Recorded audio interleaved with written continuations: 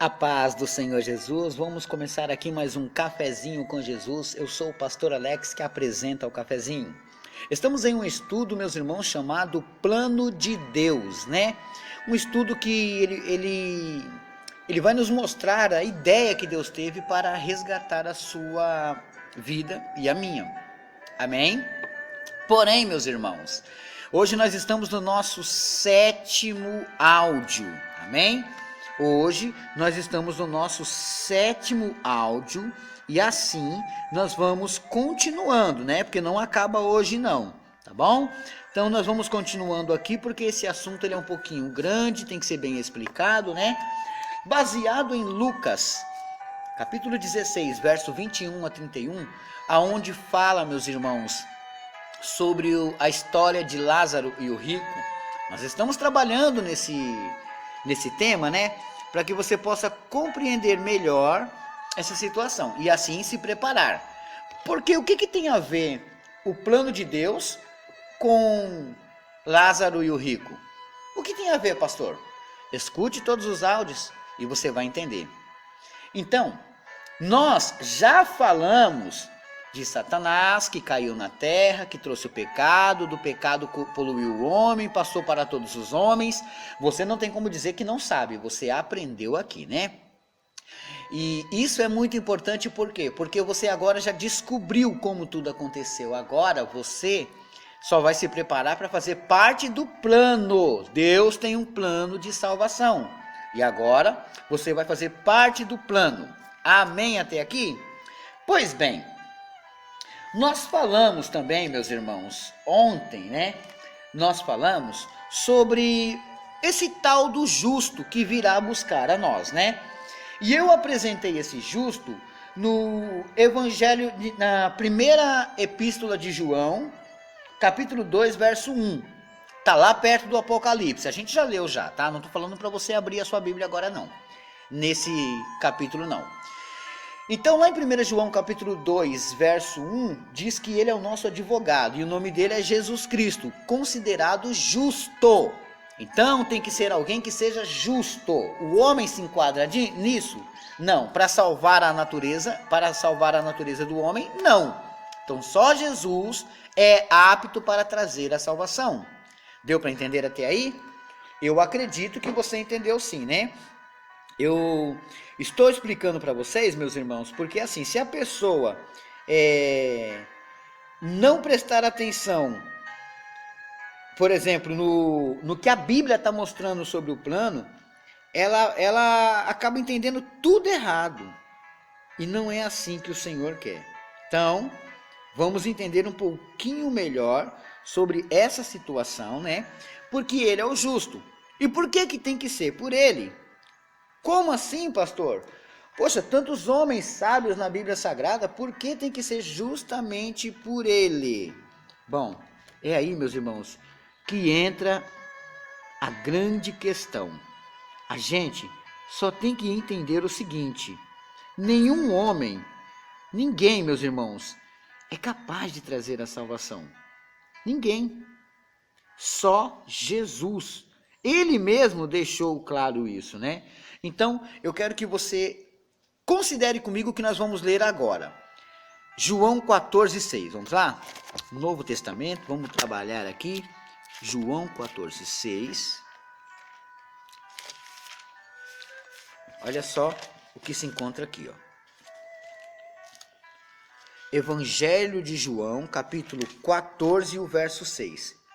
Disse-lhe Jesus: eu sou o caminho, a verdade e a vida. Ninguém vem ao Pai senão por mim. Então, peraí. A gente já vai falar da continuação da natureza de ontem, né? Os poderes que ele usou na natureza. A gente já vai falar já.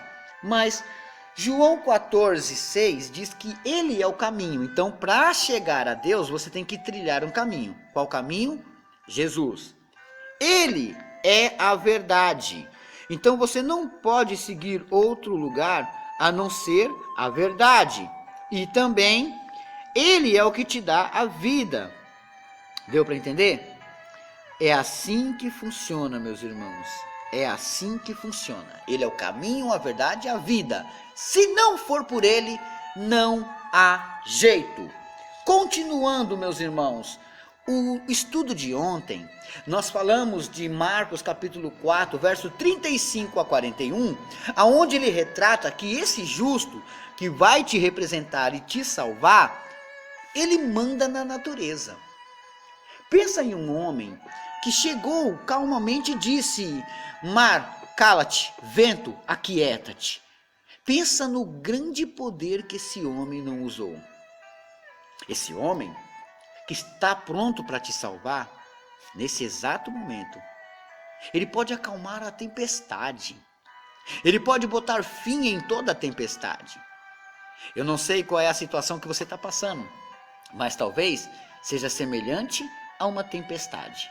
Então, é esse homem que eu estou te apresentando, o justo, o Yeshua HaMashiach, Jesus Cristo. É Ele que pode todas as coisas, é Ele que pode resolver tudo isso.